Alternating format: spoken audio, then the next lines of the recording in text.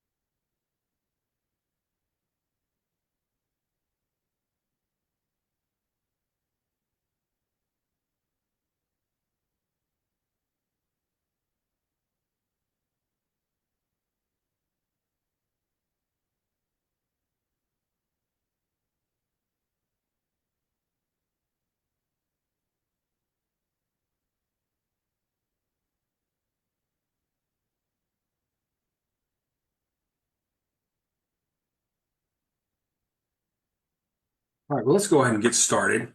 I'm John Elmore. I'm an associate professor of English at Louisiana Tech University. And I'm Rick Elmore. I'm an associate professor of philosophy at Appalachian State University. Yeah, we want to thank everyone for coming out here. We're here today to Absolutely. talk about our new book, The Evolving Project of Cormac McCarthy, just out from LSU Press. It's a collection of 11 new essays on the work of Cormac McCarthy, and all of which develop in different ways what we're calling in the book the positive project of McCarthy's fiction. So, over the next 20 or so minutes, we're going to talk about the character of this positive project. We're going to discuss the main ideas that organize the volume itself. We'll say a little bit about the individual chapters and how they take up this positive project in unique ways. And then we're going to save some time at the end for questions. Yeah. So, like John said, thanks so much to everybody for coming out and for LSU for organizing this event. We really appreciate it. So we got asked to say a little bit about sort of how this project came about. And I think that it helps to know a little bit about kind of how we came to McCarthy Scholarship and the way we approach McCarthy Scholarship, right? So John and I are twin brothers, not identical, perhaps obviously. And we work in related but separate fields, philosophy and English. And we have our own research agendas in our particular areas of specializations that don't necessarily overlap, right? But all of our work on McCarthy has been collaborative, and it originally kind of started as a sort of fun kind of side project and has ballooned into a kind of significant part of our careers. Um, but one of the things is, when we came to McCarthy's work, one of our questions always was just trying to kind of like figure out what McCarthy is doing in his books. And so this is really reflected in how we kind of engaged in the scholar in sort of writing these projects. And this is something we do in our own work too, but we don't generally like come up with an idea and then write down that idea or something, or go kind of collaborate, kind of like corroborate that idea.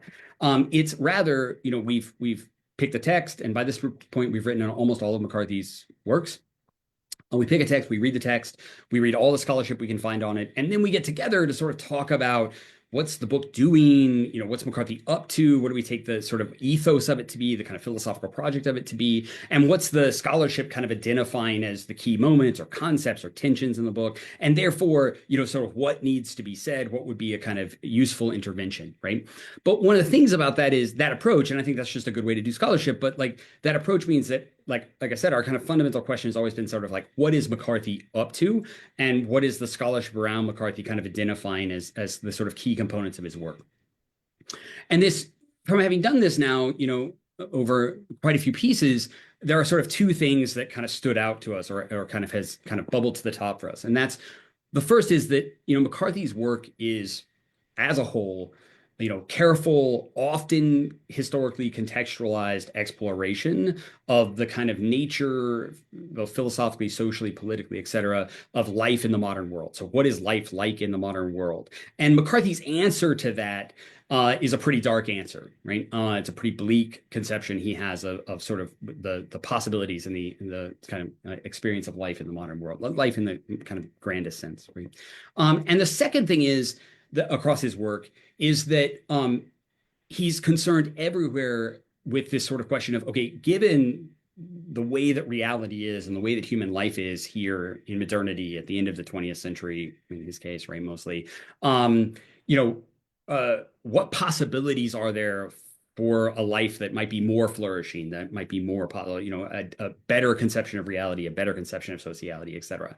And it's really that idea of like living in light of the realities of the world and doing that in a better way that we take to be kind of the positive project of McCarthy's fiction. And it's really that theme that the book sort of circles around.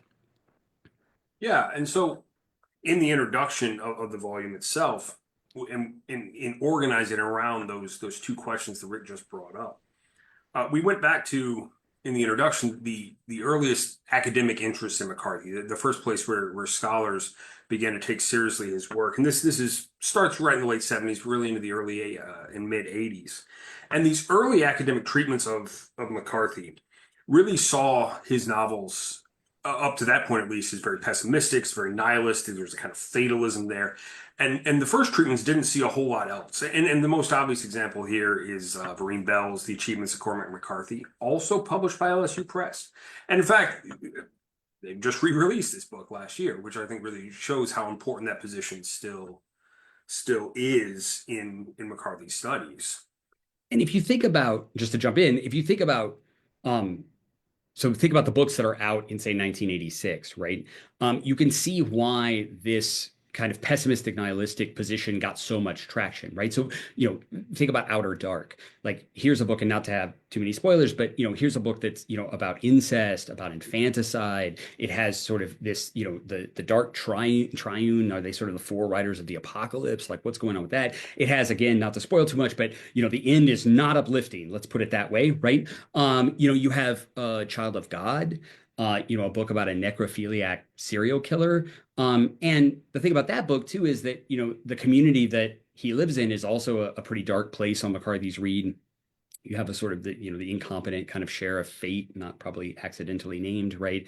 You have the dumb keeper, who's an absolutely kind of horrific character, right? So, here you have like books that really lean hard into the kind of pessimistic dark side of human existence and social existence. And then of course Blood Meridian, based on the real historical Glanton gang and this period of absolutely brutal colonization and sort of the evolving character of kind of America's manifest destiny in the West, et cetera.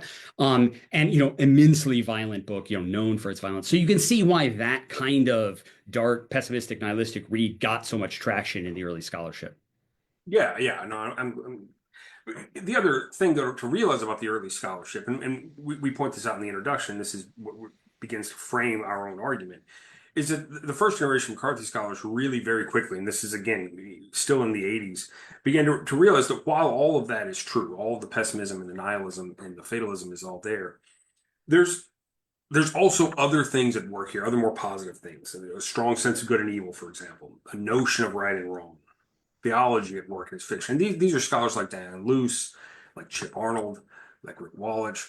And in fact, Arnold himself will put it in one of his earlier pieces, quote, "There's always a possibility of grace and redemption, even in the darkest of McCarthy's tales."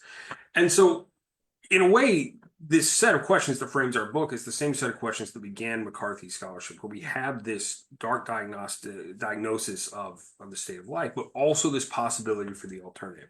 And we really saw this possibility, the set of possibilities, begin to explode in the 90s in McCarthy's scholarship and also in his fiction.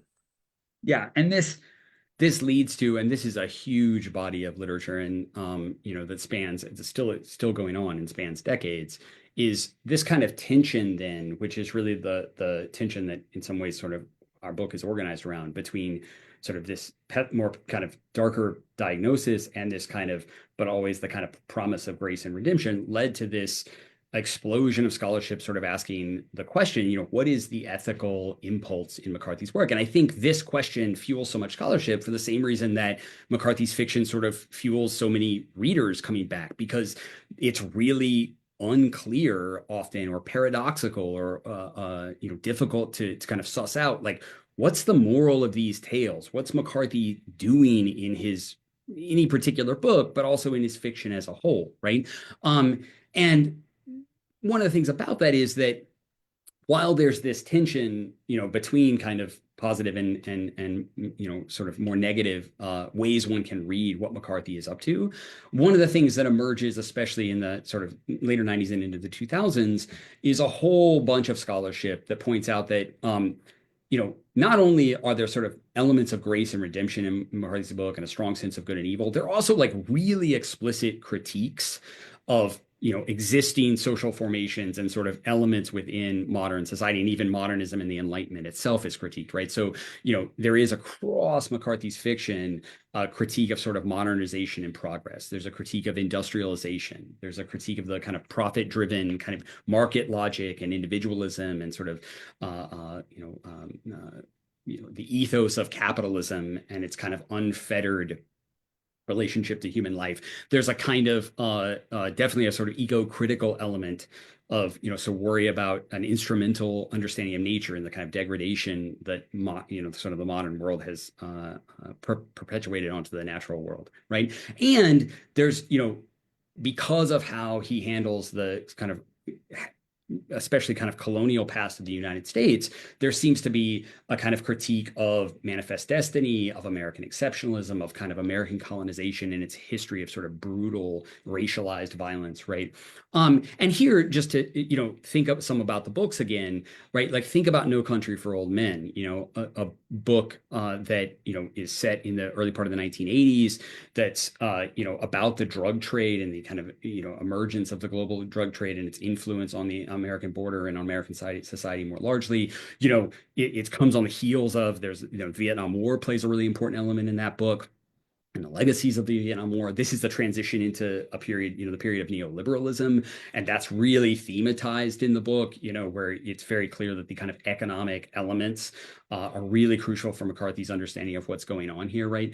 Kind of similarly in the Border trilogy, you have, of course, yes, it's a story, it's a Western, it's a story about there's kind of nostalgic elements for a kind of cowboy way of life, but there are also like those elements are often thwarted, and that there's a real critique of the kind of racial history and colonial history that's going on there, and it's not just a kind of celebration of this sort of cowboy Western ethos or something like that. So the point being that a whole bunch of scholars kind of identify that we can actually, it's not just that there's possibilities for grace and redemption in McCarthy. There seem to be very explicit, concrete critiques of certain kinds of social formations and sort of certain facts in the world, and that those would kind of lead us to think that maybe McCarthy has an even more robust kind of critical positive project.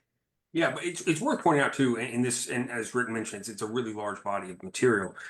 That within those critiques, there's also scholars that are looking at the reactionary potentials within McCarthy's fiction, particularly on questions of gender, on questions of race, coloniality, and gender in particular is drawn um, some deserved attention here. I'm thinking particularly of the work of someone like Nell Sullivan and her famous "The Dead Girlfriend" motif, where she's exactly right. I mean, throughout much of McCarthy's fiction, we have these idealized, removed, often dead feminine figures that do get isolated in ways that draw attention to the problematics of gender, the problematics of race, the problematics of coloniality's work. And then, of course, that work has itself spawned additional work that begins to look at the ways in which McCarthy's relationship to race, his relationship to gender, are complicated. And that he has thread through his own fiction the kinds of problems that American society, since there's been an American society, has had with these questions of misogyny and patriarchy and racism and colonization and manifest destiny. Yeah, and I think, and this kind of brings us back to the kind of two themes that for us kind of organize the volume. And that is, so when you read McCarthy's work and you read the scholarship of McCarthy's work, what you see then is this two elements sort of both simultaneously existing in his work and existing in his work in ways that are not easily reconcilable. And that is in trying to follow, like if you're trying to ask the question, what's it like to live at the, in modernity at the end of the sort of, into the atomic age and sort of at the end of the 20th century? Well, that means you're going to have to talk about colonial histories. You're going to have to talk about violence. You're going to have to talk about the really dysfunctional ways that market logic kind of organizes elements of our lives. And then, to stare truthfully at that is going to give us a pretty dark picture, I think. And then at the same time, and that also maybe means that you will sort of, be in a position to how much are you taking those ideas on, how much are you sort of apologizing for those ideas and that those kinds of violences, et cetera, are raised. And then at the same time, these kind of prescriptive critical elements in McCarthy's work. And for us, what kind of emerges from this is the recognition that I think that while McCarthy has a pretty dark diagnosis of what kind of modern society and the Enlightenment and modernity has sort of given us, I think that it's really important to keep in mind that it's less in McCarthy's work, I think, a critique of sort of life itself and much more a critique of life under these historical conditions at this particular moment, given these histories. And that means that, there are always the life possibilities or the possibilities of other ways of living at work in McCarthy's fiction, because it's not life itself, it's not society itself, it's not history itself, it's not metaphysics itself, it's these particular ones, right? And this is what really led us, following these scholars that have come before us, but also sort of following the kind of themes of McCarthy's books themselves as well. It's like to ask, well, maybe it's time to really have a kind of programmatic reassessment where we, ask a set of scholars to pay particular attention of what are the positive elements or the prescriptive elements of McCarthy's work? Can we organize the coordinates of what those might be, both in the existing scholarship and sort of bring out new elements of those? Yeah, and so a key piece of this for us was to realize that McCarthy's not a piecemeal thinker. In fact, he's a very systematic thinker. And so when we realized to talk about a programmatic reassessment of McCarthy's work is to call for scholarship that not only explores the various elements of McCarthy's thought and develops accounts of issues like race, morality, gender, history, law, economics, ecology, the list goes on. But to engage with those themes with an eye to the interrelatedness of them and how McCarthy's larger metaphysical and ontological thinking informs these issues, yes, on their own, but more importantly, in relation to each other. And this was really the guiding principle we used for soliciting chapters and for editing the chapters and for shaping the volume. And we sought out thinkers and scholarship that not only developed new readings of an individual concept or topic or topics in McCarthy's work, but did so with an eye to account for both the positive and the negative elements of the text, the parts that confirm their readings, but also that seem to contradict it or at least problematize those readings in productive ways. Yeah, and so one way to think about the book that we've put together is that it really is trying to, in a, not in an exhaustive way, but in a sort of provocative way, ask, okay, given this long scholarship of sort of trying to identify, what's the ethos of McCarthy's work? What's he arguing for? And I think, as John emphasized, and this is one reason he's such an interesting thinker from a philosophical perspective, is that he is a system thinker, right? And that means that he has a kind of metaphysics and ontology and epistemology, a social and political view of the world and ethics, and that they're interconnected. So we kind of, put together the book organized around sort of bringing out what, seem like key coordinates of this kind of positive project. So, for example, we have a chapter on, a couple of chapters on, the questions about capitalism and private property. I think that it's clear across McCarthy's work that you have a really sustained critique of the dangers of a kind of market logic and the kind of ways that, existing forms of individualism are really damaging to kind of social organization and the possibility of life.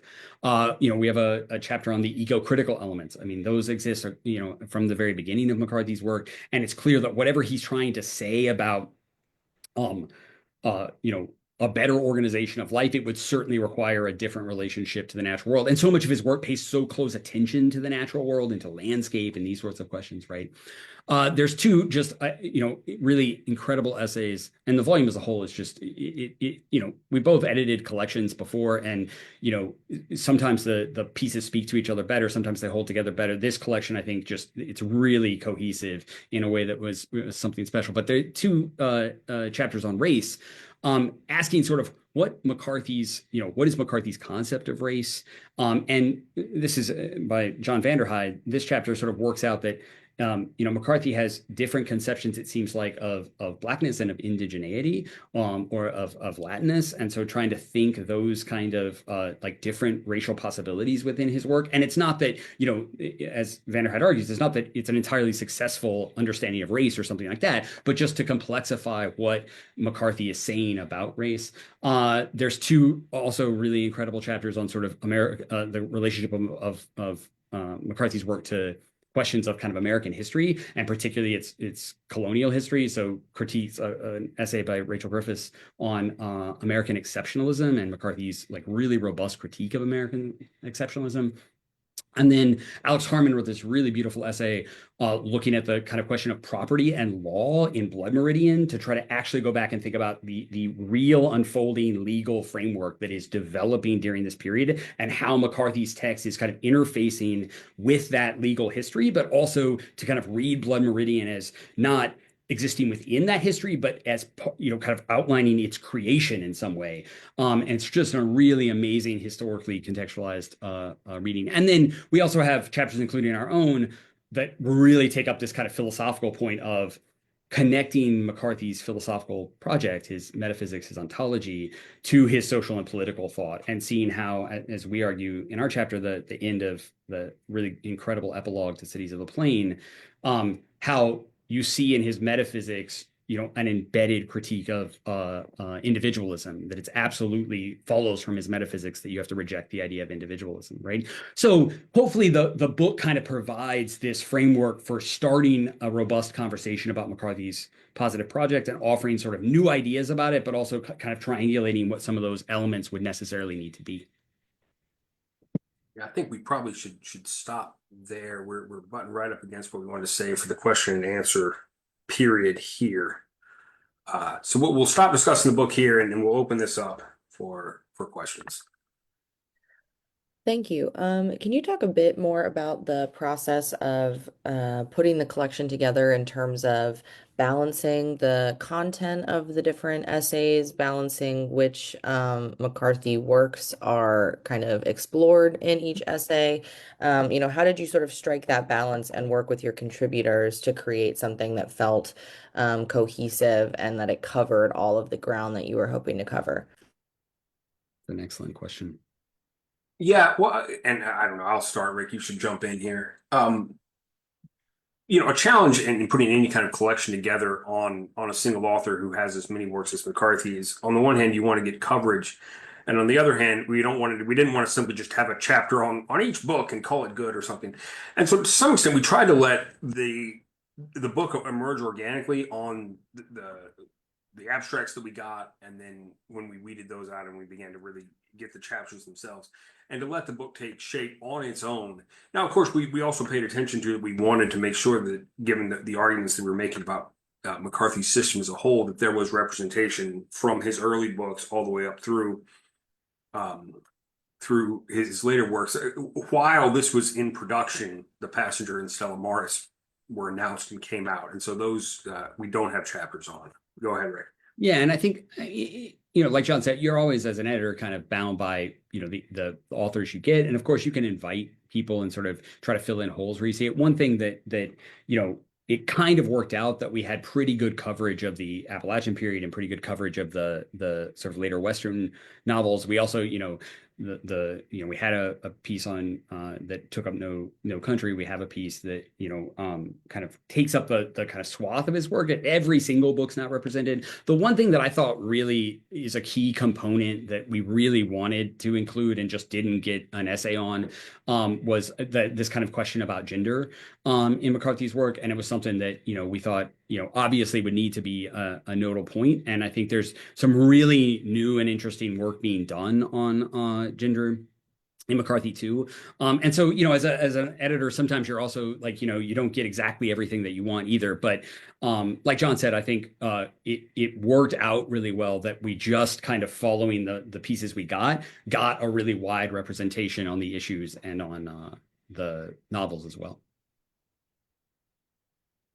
Thank you. Our next question here is about sort of reading McCarthy, especially maybe for folks who have only read some of the better known works, or even very few at all. If you could, prescribe a reading list or some suggestions for lesser known works that you think would be important for understanding some of the ideas that you're talking about here, what would your sort of lesser known list look like for readers? It's a great question. Yeah, how far down the rabbit hole do we want to send folks here? Well, pretty far. One book I think that doesn't get as much attention as it deserves is his first novel, The Orchard Keeper. And this is one where a lot of these things these questions that we're talking about get introduced very, very early. And this certainly has not gotten the kind of press as something like The Road or Blood Meridian. And yet these questions of human relationship to the world in which we live, particularly the world in the 20th century, the post-industrial world, and what we're supposed to do in the face of, in that book, the literal encroachment of that world into nature. And these get introduced very early in that book, and then get sustained through the Appalachian novels and on up into the West. Yeah, I think too. So it's funny. We there's this really great McCarthy podcast called Reading McCarthy that Scott Yarborough does. If for fans of McCarthy, it's just an excellent resource, and he brings together scholars and readers, and they discuss the novels. It's just wonderful. And there's like, I don't know, 80 episodes, something. There's a lot of them. But we've been on it, and one thing that he does is he always asks, what's your favorite McCarthy book, or what's your favorite McCarthy character? And the question about the books is funny because it seems like almost everyone's favorite book is the one they read first. And I think this is kind of emblematic of thinking about reading McCarthy, which is like the thing that hooks you in about McCarthy is kind of exists in all of his novels. So you can sort of start anywhere. I do think, to sort of John's point, for readers that, you maybe aren't quite committed enough to dig into Blood Meridian, which is both a longer book, but also a very hard book to read for some folks. Or a book like Suttree, which to my mind is sort of the magnum opus book, but it again is a longer novel. It's very Baroque. It's just beautifully done. But these early Appalachian books, they really are short, stories that have and I think that those first three, The Orchard Keeper, Outer Dark, and Child of God, they're the kind of books you can read in like 2 afternoons or something. But they really do introduce the darker elements and some of these sort of positive elements in McCarthy's work, and they are just unbelievably rich and complex. And they're books that probably are less well known than like the Border trilogy, like, you know, All the Pretty Horses or something like that, or The Road. So I would also say I have a soft spot for the Appalachian books. Those were the ones that John and I just sort of, we did The Road and No Country, and then we went back and read and wrote on those books. And so I feel like those are really a great place for people to start. But you should just start wherever. Like they're all great.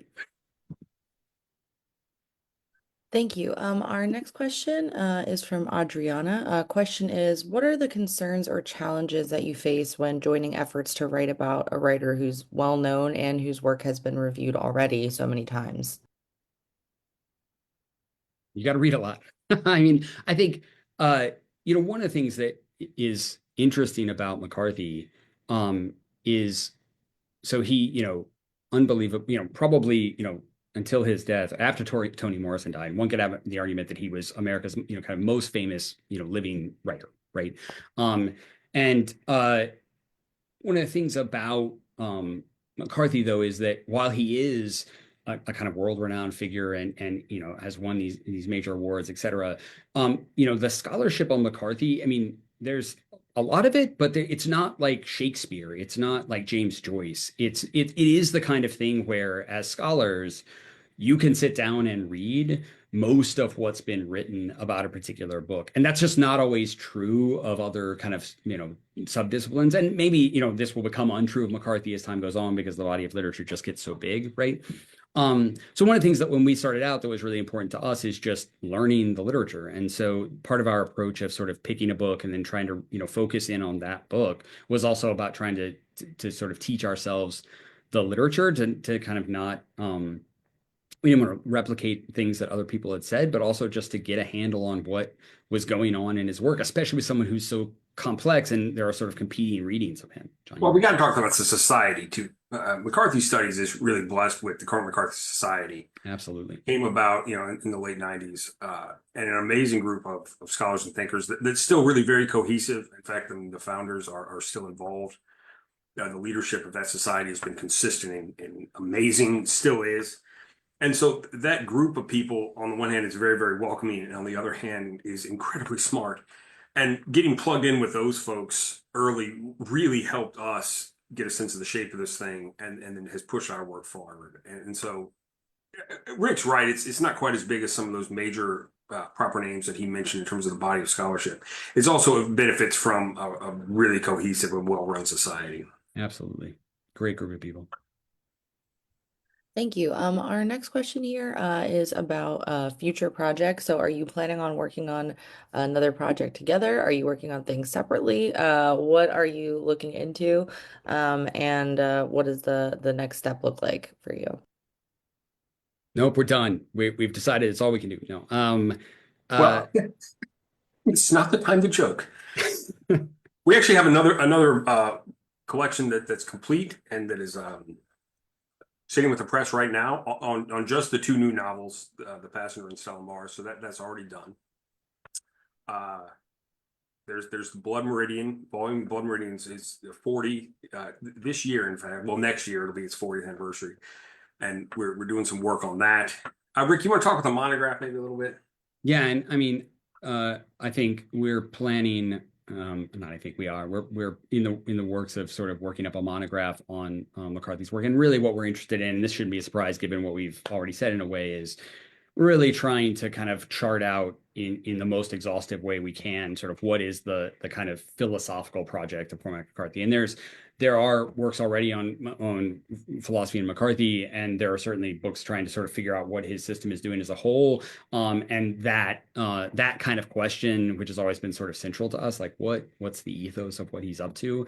We've been planning a book on that for a while, and we've started working on chapters of that. So we're definitely going to continue doing work on McCarthy. It's one of the kind of interesting things is, you know, with his passing too, there's been, you know, some of his papers that weren't available and now are going to be at the Whitliff very soon. And, you know, we haven't done a lot of archival work and we haven't done any together on McCarthy. But that's something I think that we also plan on doing. So yeah, there's quite a few projects both in the cooker and sort of like, you know, that we plan to pursue for sure. Thank you. And sort of as a bonus question about projects, something that's unique and cool about your project is working with a sibling. I'm just curious. I think a lot of folks are about what that's like entering into a project like this, with not just somebody who you know as a professional, but also like someone from your family. So just a bonus question. We're curious about what that's like and the pros and the cons. Honestly, I don't think there are any cons. So, we joke because in our acknowledgments to this book, I think we both sort of say there's no one we'd rather write with, and actually I think that's true. And one of the things about, I mean, we both co-authored with other people, and I think co-authoring always involves, uh, give and take. I think to have a healthy co-authoring relationship, you have to take your ego out of it, and you have to be willing to be like, we're working on this together. You know, like let's just figure out what's best as opposed to sort of having sort of commitments to one's words or something like that. And I think we're really good at working in that way. The other thing too is that our styles are fairly similar. So one of us isn't this like very metaphorical baroque sort of flowery writer, which there are people that are just like beautiful writers in that kind of way. We're both sort of tend to be sort of very solid nuts and bolts, sort of like here's how the argument works kind of writers. And I think those styles mix together pretty well. And then also just to say the process we go through, and this is unique to my co-authoring experience, and I think it is to John's too. We don't ever write separately when we're working together. So it's not like I write a section, I go off and write a section, and John goes off and writes a section, and we come together and try to integrate them. Like we literally write together every time we write. So either virtually or in person, we get together often over kind of long weekends, and we kind of draft out sections. And so of course we'll be, one of us is working on a paragraph while another one's working on a different paragraph or a different section. And then you'll be like, wait, come check this out. Like I'm a little stuck. What about, with this, do we mean this or that? So it's always a super organic process to us. While, I've done other co-authoring that's much more sort of, we each take a piece and sort of kind of stitch it together in some ways. Right. And I love our process. I think it's made me a much better writer as an individual. And it's just a really fun thing to get to do with your brother too. Yeah, well, I mean, it is a really fun thing.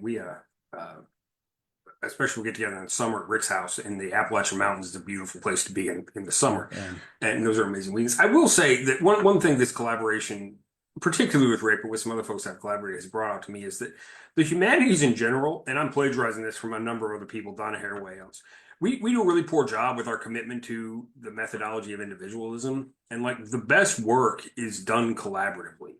And largely because of this collaboration, which I suppose you could say started in the womb, I don't know, it's brought forth to me that the humanities needs to do a lot more of this. And so in working with Rick has also led me to work with other people, not on McCarthy, but on other projects. Yeah, me too. Excellent. Thank you so much. Well, that is our last question, so we can go ahead and say thanks and goodbye to the audience. Right. All right. Well, yeah. Well, I want to thank everyone for coming. I want to particularly thank our contributors for their amazing work that really made up this volume. Absolutely. We also want to thank LSU Press for hosting this event, for doing such a great job on the book. It just came out beyond our wildest dreams. It's so gorgeous. Like, look at it. Oh my Lord. So pretty. And they're actually generously offering a 40% discount on the book itself. And that there's a code in the comments section of this particular event where you can find that and some information on how to order it as well there. So thanks so much, everyone. We really appreciate it.